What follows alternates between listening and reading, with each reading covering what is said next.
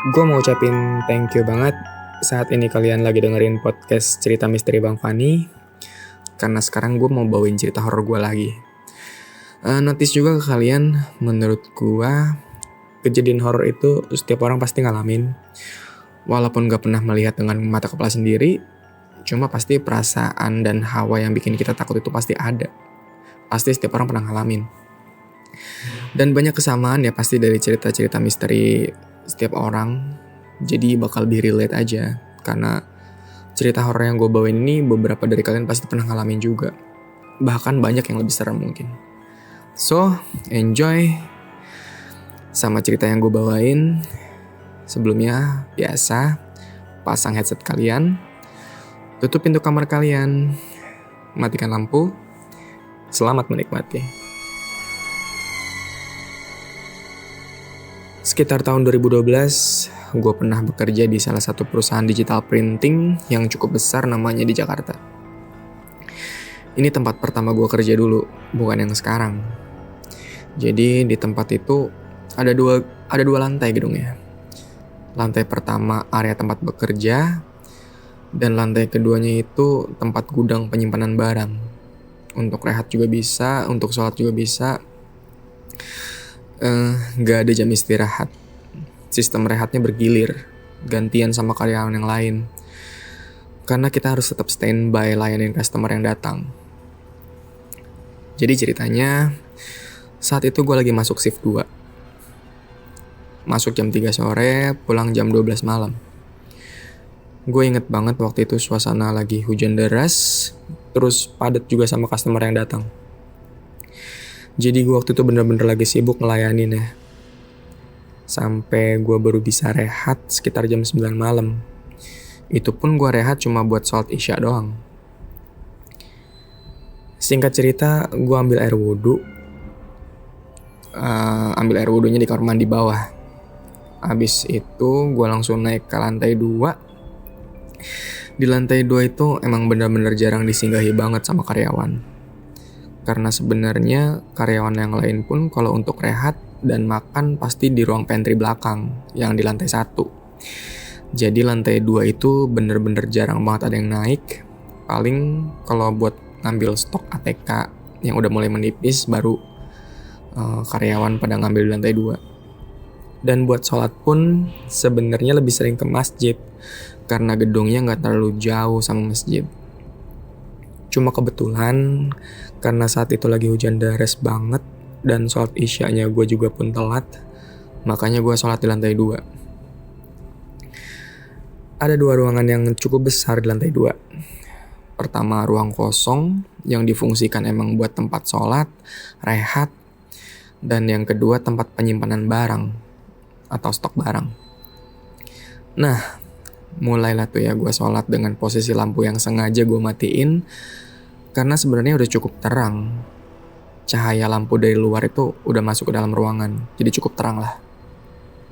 Nah, dari mulai gue sholat sebenarnya perasaan gue udah mulai gak enak. Saat itu di atas cuma gue sendiri. Di lantai 2 maksudnya gue sendiri. Gue mencoba untuk biasa aja walaupun sebenarnya hati gak enak banget gitu.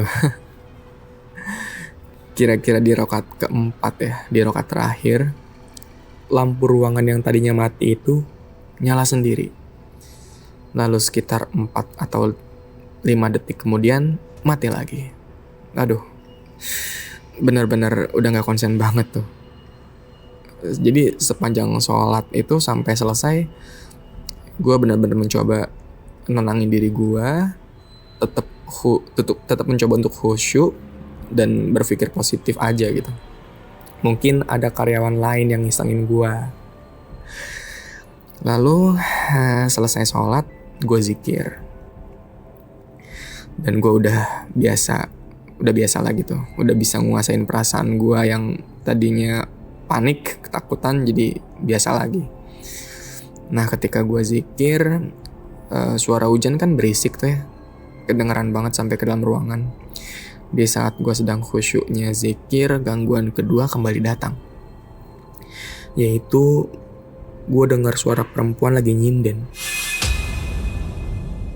Walaupun hujan itu cukup berisik dan deras, tapi gue bener-bener bisa denger nyanyian itu di telinga gue. Dan gue gak bisa kendalin perasaan takut gue waktu itu. Jadi ketika gue denger sinden itu ya bernyanyi gitu, zikir gue belum kelar, gue langsung lipat sejadah, gue langsung lari turun ke bawah. Bener-bener panik banget gue waktu itu. Dan teman-teman karyawan yang lainnya sebenarnya ngelihat gue panik gitu, ngelihat muka gue panik banget. Cuma mereka yang nggak bisa nanya gue kenapa mengapa gitu loh, karena mereka juga lagi sibuk kerja, lagi padat kerjaan. Dan gue pun habis itu langsung lanjut lagi kerja seperti biasa.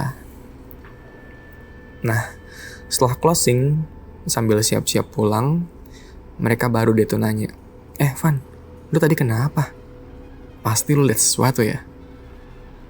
Gue jelasin aja kalau gue tadi pas lagi sholat, lampu ruangan ternyata mati sendiri, terus maksudnya hidup sendiri terus mati lagi gitu.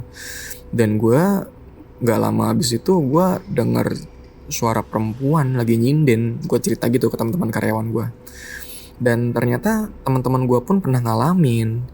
Dan disitulah penyebab kenapa lantai 2 itu jarang banget disinggahi gitu, selalu kosong.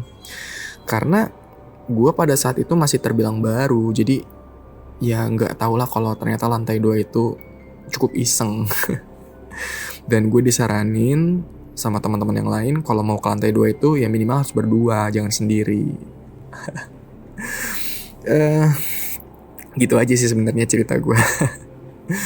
Tapi nggak bisa gue lupain karena cukup merinding juga. Gue kan kerja di situ cukup lama ya, nggak nyampe setahun sih emang, sekitar 6 bulan gue kerja di situ. Dan selama 6 bulan itu gue nggak cuma sekali sih dengerin kejadian yang nyinden, suara nyinden itu emang sering banget. Dan teman-teman gue juga pada pernah dengerin juga kalau ada suara cewek nyinden gitu di lantai 2 itu. Malah teman gue pernah cerita juga barang-barang yang ada di gudang itu pernah roboh, pernah jatuh sendiri gitu dari rak-raknya. Jadi mulai saat itu gue gak berani lagi ke lantai 2 sendirian guys. Udah gitu aja. Sekali lagi thank you banget yang udah dengerin podcast gue. Jaga diri kalian baik-baik ya, jaga kesehatan. Semoga kita semua dalam lindungan Allah Subhanahu wa Ta'ala. Terima kasih. Wassalamualaikum warahmatullahi wabarakatuh.